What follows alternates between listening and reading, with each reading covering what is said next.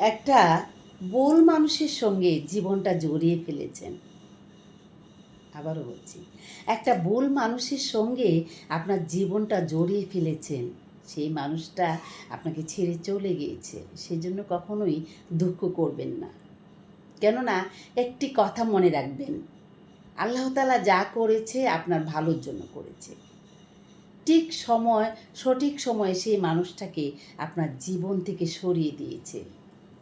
আপনি যদি আরও কিছুদিন লাস্টিং করতেন, কিছুদিন পর আপনি জানতে পারতেন, তারপরে আপনি আরও প্রতারিত হতে পারতেন, বা আরও লং টাইম আপনি তার সাথে জড়িয়ে থাকতেন, সেক্ষেত্রে আরও মায়ায় জড়িয়ে যেতেন, আরও ক্ষতি হতো আপনার।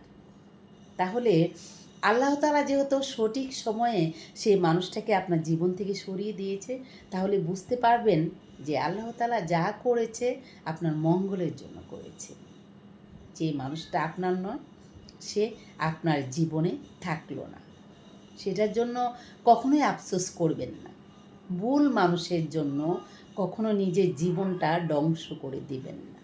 একটা ভুল মানুষের মায়ায় পড়ে একটা মিথ্যেবাদী ছলনাকারী মানুষ, যে আপনাকে ভালো না বেসেও আপনার সঙ্গে ভালোবাসার অভিনয় করেছে, আপনার সঙ্গে প্রতারণা করেছে, আপনার বিশ্বাস নিয়ে খেলা করেছে, সে মানুষের জন্য কখনো দুপুটো চোখের পানিও ফালাতে যাবেন না।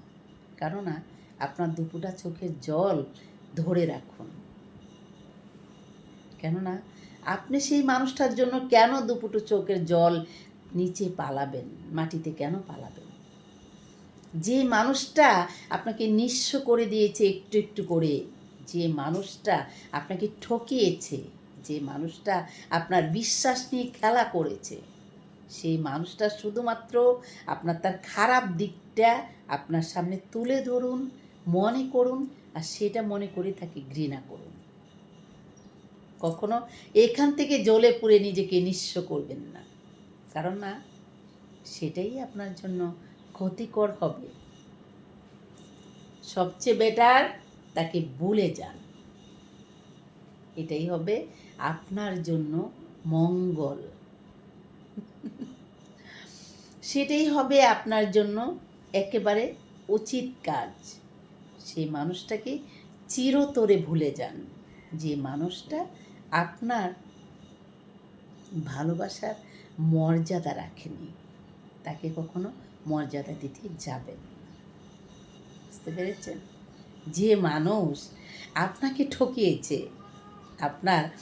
আপনাকে মিথ্যে স্বপ্ন দেখিয়েছে, সে মানুষটার জন্য কেন কাঁদবেন?